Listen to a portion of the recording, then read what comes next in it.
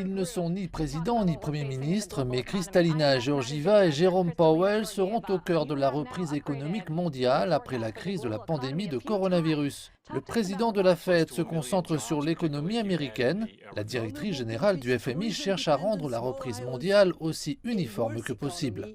Nous constatons une divergence dangereuse avec un petit groupe d'économies. Les États-Unis, la Chine et quelques autres marchés émergents, les économies avancées, se déplaçant vers leur niveau pré-Covid d'ici la fin de l'année, alors que le reste du monde accuse un retard. Cette semaine, le FMI a prévu une croissance de l'économie mondiale de 6% en 2021 et estime que le PIB américain augmentera de 6,4%. Même avec un flux constant de vaccins contre le coronavirus et un plan de relance de 2000 milliards de dollars, les cicatrices économiques de la pandémie sont toujours visibles. La semaine dernière, près de 745 000 Américains ont demandé des allocations de chômage. La Fed craint également que l'économie américaine ne soit freinée en cas de difficultés dans d'autres pays.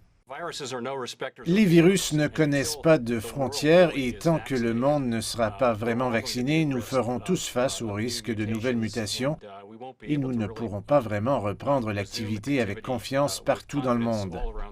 Pour la directrice générale de l'Organisation mondiale du commerce, la façon dont les vaccins sont distribués sur la planète ne fonctionne pas. Si nous ne faisons rien pour changer le rythme actuel auquel les pays les plus pauvres ont accès aux vaccins, il faudra beaucoup de temps pour obtenir l'immunité collective sur Terre. Et c'est vraiment dans l'intérêt de chacun.